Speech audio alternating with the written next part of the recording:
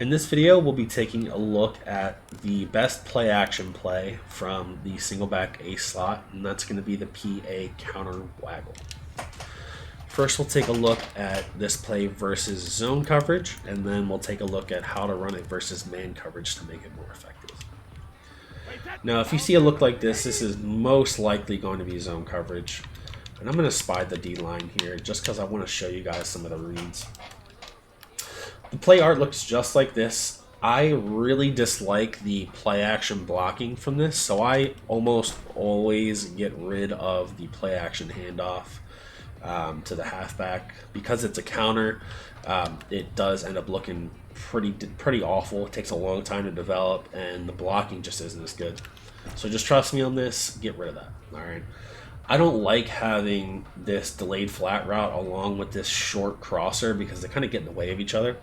So if you're facing zone coverage, you can do something like this to kind of stretch those zones to go backwards, and then it's almost like that PA crossers from the shotgun flex or shotgun trips or whatever it is.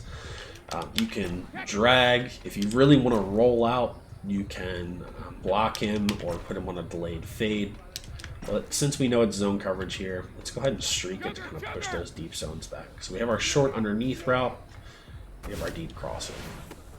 Now, one important thing to note is that this backside crossing route, the last one, it will stop at some point.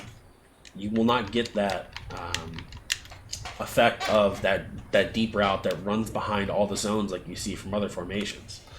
So typically what people will do in the strategy is, again, zone coverage is to have a corner route on one side of the field and then let that backside post route kind of run behind the zone that gets sucked on from the corner route. You simply can't do that with this formation and this play. So I know people are going to be tempted to try.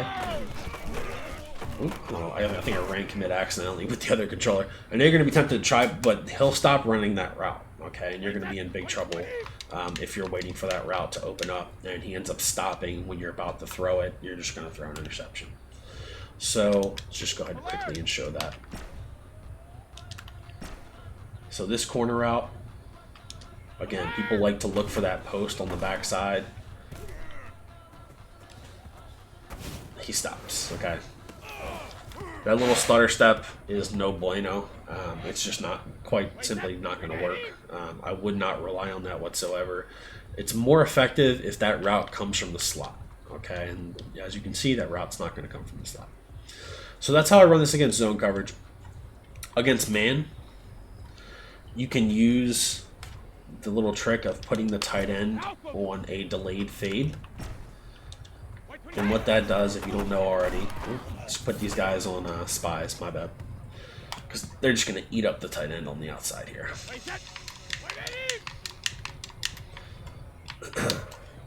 Alright.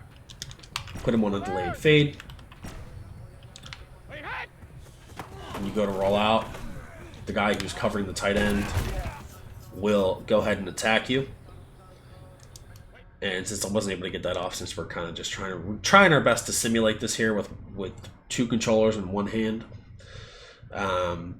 this is the guy that's covering the tight end.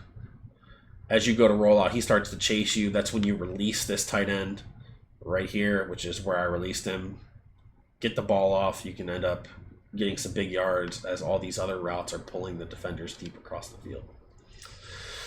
I'm going to go ahead and try to simulate that one more time. Let's just put these outside guys. We'll put the outside guys on spies.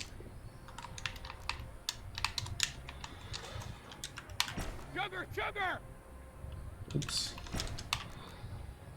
All right. Let's try this one. It's going to be hard to do in practice, though, especially with Tom Brady not being able to roll out.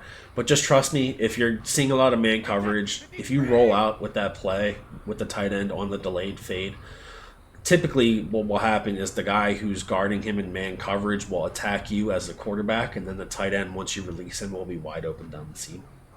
Some of these routes do beat man coverage just depending on your receivers, but the guys that I have, especially against two-man under with the inside leverage, just simply they don't get open. So your main read is either going to be to scramble or wait for this tight end to get released against man coverage.